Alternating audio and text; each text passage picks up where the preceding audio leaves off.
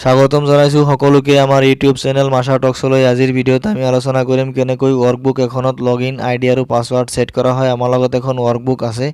এই ৱৰ্কবুক যেতিয়া আমি ওপেন কৰোঁ তেতিয়া আমাৰ সন্মুখত এখন লগইন ফৰ্ম খোল খায় আৰু এই লগইন ফৰ্মত আমাৰ পৰা পাছৱৰ্ড আৰু ইউজাৰ আইডি বিচাৰে। যেতিয়া আমি ইউজাৰ আইডি শুদ্ধকৈ বহাওঁ আৰু যেতিয়া আমি ইউজাৰ আইডি বহোৱাৰ পিছত শুদ্ধ পাছৱৰ্ডটো ইয়াতে বহাই দিওঁ।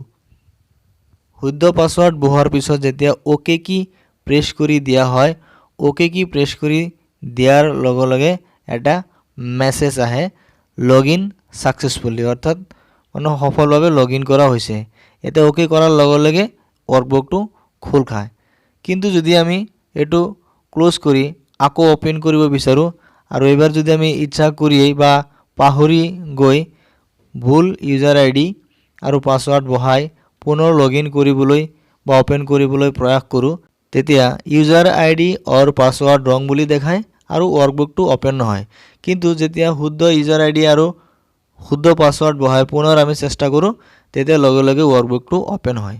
এতিয়া আমি আলোচনা কৰিম কেনেকৈ এই ইউজাৰ আইডি বা লগইন পেজ সৃষ্টি কৰা হয়। এই সম্বন্ধে আমি বিতংকৈ আলোচনা কৰিম। গতিকে কোনেও ভিডিঅ'টো স্কিপ নকৰিব। আমি প্ৰথমৰ পৰা আৰম্ভ কৰিম। সেইকাৰণে নতুনকৈ আমি এক্সেল ওপেন কৰিলোঁ আৰু এক্সেল ওপেন কৰাৰ পিছত আমি নতুনকৈ এখন ৱৰ্কবুক এতে বুক 1 ওপেন হৈ আছে। ইয়াক আমি কন্ট্ৰোল এস প্ৰেছ কৰি সেভ কৰি ল'ম। ইয়াক আমি ৰিনেম কৰি আছোঁ টেষ্ট পাছৱৰ্ড বুলি ৰিনেম কৰিলোঁ মই। তাৰ পিছত ইয়াক আমি সেভ কৰিব লাগিব আৰু সেভৰ ধৰণটো হ'ব এক্সেল এছএম হিচাপত। সেভ বাটনত ক্লিক কৰি ফাইলটো সেভ কৰি দিম। ওপৰত লক্ষ্য কৰিব যে test password dot Excel SM, অৰ্থাৎ আমাৰ ফাইলটো ইতিমধ্যে এক্সেল এছএম হিচাপত সেভ হৈ গৈছে। এতিয়া আমি ডেভেলপাৰ টেবত গৈ ইয়াৰ পৰা ভিজুৱেল বেসিকত ক্লিক কৰিম আৰু আমাৰ যেটো ৱৰ্কবুক আছে সেই ৱৰ্কবুকৰ ওপৰত ৰাইট ক্লিক কৰি ভিউ কোডত যাম আৰু ভিউ কোডত গৈ ইয়াতে আমি চাম যে ইয়াতে কোনো ধৰণৰ কোড আগৰ পৰা লিখা হোৱা নাই। এতিয়া আমি ইয়াতে নতুনকৈ কোড বহাব লাগিব আৰু কোড বহাবৰ কাৰণে ওপৰত আমি ইয়াতে ৱৰ্কবুকটো সিলেকশন কৰি ল'ম আৰু মাজত যিখিনি স্পেচ ওলাব এই স্পেচৰ মাজত আমি আমাৰ কোডখিনি লিখিব লাগিব। এপ্লিকেশন ডট ভিজিবল ডট শো, অৰ্থাৎ যেতিয়া ৱৰ্কবুকটো ওপেন কৰিবলৈ প্ৰয়াস কৰা হ'ব তেতিয়া ৱৰ্কবুকটো ওপেন নহয়। তাৰ পৰিৱৰ্তে কি হ'ব, ইউজাৰ ফৰ্মটো খোল খাব আৰু ইউজাৰ ফৰ্মৰ নাম আমি ইয়াতে দিব লাগিব আৰু আমি নাম দিলোঁ মাছা টক্স ইউজাৰ ফৰ্ম। এইখিনি হৈছে আমাৰ ইউজাৰ ফৰ্মৰ নাম। এই নামটো মনত ৰাখিব ডট শো, অৰ্থাৎ ৱৰ্কবুকটো ওপেন কৰিব বিচাৰিলে ৱৰ্কবুকটো ওপেন নহ'ব। তাৰ পৰিৱৰ্তে মাছা টক্স ইউজাৰ ফৰ্ম এই লগইন ফৰ্মটো শো কৰা হ'ব, য'ত আমি পাছৱৰ্ড বা ইউজাৰ আইডি বহাব লাগিব। এই নামখিনি মনত ৰাখিলে হ'ল। এতিয়া আমি শীট 1ত গৈ ৰাইট ক্লিক কৰিম আৰু ইয়াতে আমি ইনচাৰ্টত গৈ এটা ইউজাৰ ফৰ্ম ইনচাৰ্ট কৰি দিম। এতিয়া যেটো ইউজাৰ ফৰ্ম আমি ইয়াতে ইনচাৰ্ট কৰিছোঁ এই ইউজাৰ ফৰ্মৰ নামাকৰণ কৰিব লাগিব। ইতিমধ্যে আমি ইউজাৰ ফৰ্মখনৰ এখন নাম দিছিলোঁ মাছা টক্স ইউজাৰ ফৰ্ম বুলি আৰু সেই নামটোৱে ইয়াতে আমি টাইপ কৰিব লাগিব মাছা টক্স ইউজাৰ ফৰ্ম। তো নামটো টাইপ কৰাৰ পিছত ইয়াৰ যেটো ক্যাপশন আছে ক্যাপশনটো ইউজাৰ ফৰ্ম 1 বুলি আছে, এই ক্যাপশনটো আমি চেঞ্জ কৰি দিম। তাৰ পৰিৱৰ্তে দিম লগইন ক্ৰেডেনশিয়াল বুলি। ওপৰত লক্ষ্য কৰিব যে নামখিনি চেঞ্জ হৈ আছে। আমাৰ কাম প্ৰায় শেষ হৈছে, কিন্তু আমি এতিয়া ইউজাৰ ফৰ্মটো অলপ ডিজাইন কৰিব লাগিব আৰু ডিজাইন কৰিবৰ কাৰণে টুল বক্সৰ পৰা আমি এখন ফ্ৰেম বাছনি কৰি লৈ ইয়াতে ফ্ৰেমটো ইনচাৰ্ট কৰি দিম আৰু ফ্ৰেমটো সফলভাৱে ইনচাৰ্ট কৰাৰ পিছত ইয়াৰ যেটো বেক কালাৰ আছে বেক কালাৰটো আমি হলনি কৰি দিম আৰু বেক কালাৰ হলনি কৰাৰ পিছত ইয়াৰ ফ্ৰেমৰ যেটো ক্যাপশনটো আমি ইৰেজ কৰি দিম। তাৰ পিছত আমি আন এখন ফ্ৰেম ইনচাৰ্ট কৰিম। একেদৰে এই ফ্ৰেমটো ইনচাৰ্ট কৰাৰ পিছত ইয়াৰ যেটো ক্যাপশনটো আমি ইৰেজ কৰি দিম আৰু বেক কালাৰটো হলনি কৰি দিম। বেক কালাৰ হলনি কৰাৰ পিছত প্ৰথম যেটো ফ্ৰেম আছে এই ফ্ৰেমত আমি লেবেল ইনচাৰ্ট কৰিম। টুল বক্সৰ পৰা লেবেল আইকনটো লৈ ইয়াতে আমি লেবেল ইনচাৰ্ট কৰি দিম। ইতিমধ্যে আমাৰ লেবেল 1 ইনচাৰ্ট কৰা হৈ গৈছে আৰু এই লেবেল 1ক কন্ট্ৰোল সি প্ৰেছ কৰি আমি কপি কৰি ল'ম। তাৰ পিছত একো আমি পেষ্ট কৰি দিম দ্বিতীয়টো লেবেল এড কৰিবৰ কাৰণে। তাৰ পিছত দ্বিতীয়টো লেবেল সিলেক্ট হৈ আছে। ইয়াৰ যেটো ক্যাপশন আছে ক্যাপশনটো আমি চেঞ্জ কৰি দিম। ইয়াত থাকিব আমাৰ পাছৱৰ্ড আৰু একেদৰে প্ৰথম যেটো লেভেল আছে এই লেভেলটোক আমি ৰিনেম কৰিম আৰু ইয়াৰ ক্যাপশনটো আমি দিম ইউজাৰ নেম বা ইউজাৰ আইডি হিচাপত গতিকে ইয়াতে আমি দি আছো ইউজাৰ নেম বুলি তাৰ পিছত যাতে আখৰখিনি ভালদৰে দেখা যায় তাৰ কাৰণে ইয়াৰ টেক্সটৰ কালাৰখিনি আমি চেঞ্জ কৰি দিম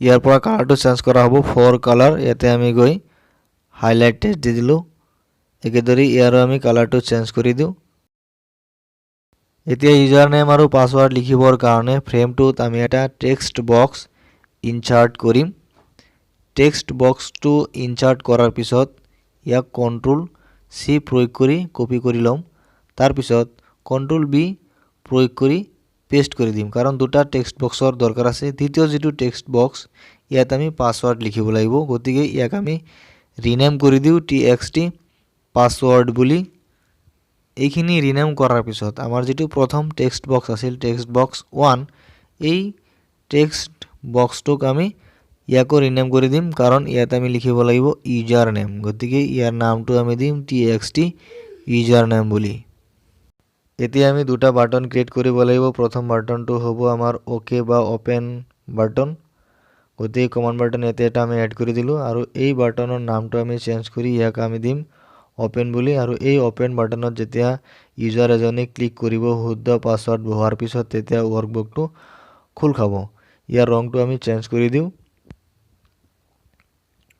তো কালাৰটো চেঞ্জ কৰাৰ পিছত ইয়াক আমি কপি কৰি দিম কন্ট্ৰোল শিফট প্ৰেছ কৰি তাৰ পিছত আকৌ পেস্ট কৰি দিম এতে আমি কন্ট্ৰোল ভি প্ৰেছ কৰি আৰু এই বাটনটো আমি বনালৈ কিয় যদি পাসওয়াৰ্ড বা ইউজাৰ নেম লিখাত কোনো ত্ৰুটি হয় তেতিয়া ইউজাৰ জনে যাতে হাল হলনি কৰিব পাৰে গতিকে এই বাটনৰ নাম দিম আমি ৰিসেট বাটন নিজৰ পছন্দ অনুসৰি ইউজাৰ ফৰ্মটো ডিজাইন কৰাৰ পিছত আমি ইয়াৰ কাৰণে প্ৰয়োজনীয় কোডখিনি লিখিব লাগিব যি দুটা বাটন আমি ক্ৰিয়েট কৰিছো যেনে ওপেন আৰু ৰিসেট বাটন এই বাটন দুটাৰ কাৰণে প্ৰয়োজনীয় কোডখিনি আমি লিখিব লাগিব আৰু প্ৰথমতে আমি ৰিসেট বাটনৰ কোডখিনি লিখিম আৰু সেই কাৰণে ৰিসেট বাটনৰ ওপৰত আমি ডাবল ক্লিক কৰিব লাগিব ডাবল ক্লিক কৰাৰ লগে লগে বিবিএ পৃষ্ঠাটো খোল খাব যত প্ৰাইভেট সাব কমান্ড বাটনটো আন্ডাৰস্কোৰ ক্লিক আইন সাব যিখিনি আছে ইয়াৰ মাজত যিখিনি স্পেচ আছে তাত আমি কোড লিখিব লাগিব txt user name dot value is equal blank তাৰ পিছত আমি লিখিব লাগিব দ্বিতীয় টেক্সট বক্সৰ কাৰণে txt password dot value is equal blank অৰ্থাৎ ৰিসেট বাটনটোত ক্লিক কৰাৰ লগে লগে এই টেক্সট বক্স দুটাৰ ফিল্ডখিনি ইৰেজ হৈ যাব এতিয়া ৰান বাটনত প্লে বাটনত ক্লিক কৰাৰ লগে লগে এটো ৰান হৈ গল এটা আমি যদি কোডখিনি লিখি ৰিসেট বাটনত ক্লিক কৰি দিও অটো হোৱা নাই কাৰণটো হল এতে স্পেলিংটো অলপ মিস্টেক হৈছে ইউজাৰ নেমত গতিকে নামখিনি আমি কাৰেকচন কৰি লও এটো ইৰেজ কৰি দিও এতিয়া যদি আমি প্লে বাটনত আকৌ ক্লিক কৰি দিও তেতিয়া চাওক আগৰখিনি ডিলিট হৈ গৈছে এতিয়া আমি আকৌ এবাৰ লিখি চাম ৰিসেট বাটনত ক্লিক কৰিম চাওক ইৰেজ হৈ গৈছে ইউজাৰ ফৰ্মটো ক্লোজ কৰাৰ পিছত আমি ওপেন বাটনত ডাবল ক্লিক কৰিম আৰু ইয়াৰ কাৰণে প্ৰয়োজনীয় কোডখিনি আমি লিখিম গতিকে আমি এতে কোড লিখা আৰম্ভ কৰো if txt user name dot value is equal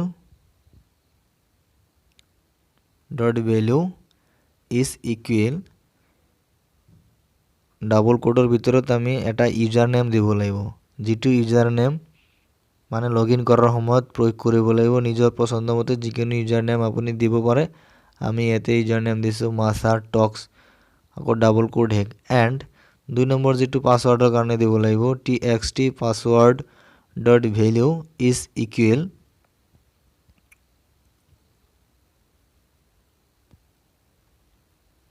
m2021 then m2021 then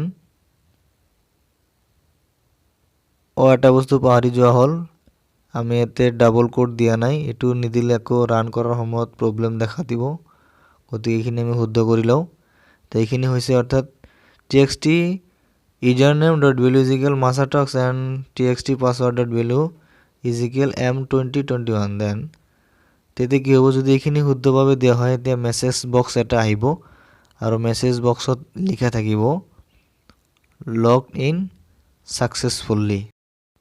যদি শুদ্ধকৈ ইউজাৰ নেম আৰু পাছৱৰ্ড বহাব পাৰে ইউজাৰজনে তেতিয়া এটা মেছেজ শ্ব' কৰা হ'ব তেওঁক লগ ইন সাকসেসফুলি বুলি আৰু লগে লগে ইউজাৰ ফৰ্মটো হাইড কৰা হ'ব লাগিব।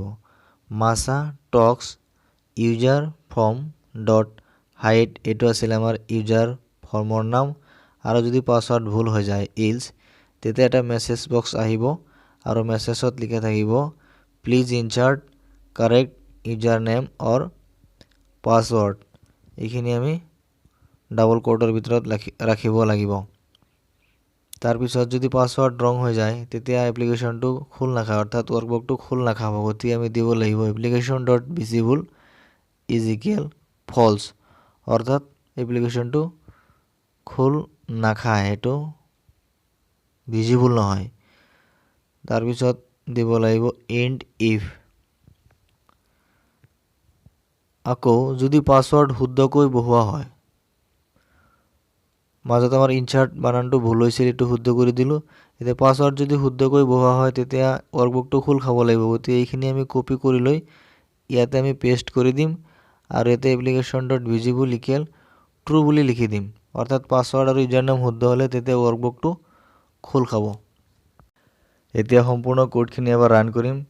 ৰিছেট কৰি লোৱাৰ পিছত ইউজাৰ নামটো আমি শুদ্ধকৈ বহাই দিম মাছা টক্স আৰু আমাৰ যিটো পাছৱৰ্ড আছিল M2021 শুদ্ধকৈ বহোৱাৰ পিছত আমি অপেন বাটনত ক্লিক কৰি দিম। লগে লগে আপোনালোকে চাব পাৰিছে লগ ইন সাকসেসফুলি বুলি দেখাইছে। এতিয়া গোটেই ফৰ্মটো ক্লোজ কৰাৰ পিছত আমি নতুনকৈ অপেন কৰিম। চাওক ইউজাৰ ফৰ্মটো অপেন হৈ গৈছে। ইয়াতে আমি দিব লাগিব পাছৱৰ্ড। এতিয়া শুদ্ধকৈ পাছৱৰ্ডখিনি আমি বহাই দিম। বহোৱাৰ পিছত যেতিয়া আগৰ নিচিনাকৈ আমি শুদ্ধ পাছৱৰ্ডটো বহাম বহোৱাৰ লগে লগে যেতিয়া অপেন বাটনত ক্লিক কৰি দিয়া হ'ব লগে লগে লগ ইন সাকসেসফুলি বুলি দেখাব আৰু আমাৰ ৱৰ্কবুকটো খোল খাব। এতিয়া ৱৰ্কবুকটো আমি আকৌ এবাৰ ক্লোজ কৰি দি এইটো অপেন কৰিম আৰু এবাৰ ভুলকৈ পাছৱৰ্ড বা ইউজাৰ নাম আমি বহাই খুলিবলৈ চেষ্টা কৰিম। বৰ্তমান অৱশ্যে পাছৱৰ্ডটো ইউজাৰ নামটো শুদ্ধকৈ দিয়া হৈছে কিন্তু পাছৱৰ্ডটো আমি ভুল কৰি দিম। ভুল কৰি দিয়াৰ পিছত অপেন কৰিবলৈ যদি আমি প্ৰয়োগ কৰোঁ তেতিয়া মেছেজ আহে please insert correct user name or password অৰ্থাৎ খোলা নাই। ভিডিঅ' চোৱাৰ কাৰণে ধন্যবাদ। আগলৈ এনেকুৱা ভিডিঅ' পাবৰ কাৰণে আমাৰ সৈতে যুক্ত হৈ থাকিব আৰু ভাল লাগিলে বন্ধু বান্ধৱৰ সৈতে ভিডিঅ'বিলাক শ্বেয়াৰ কৰিব আৰু আমাৰ চেনেলটো ছাবস্ক্ৰাইব কৰিবলৈ নাপাহৰিব। ধন্যবাদ।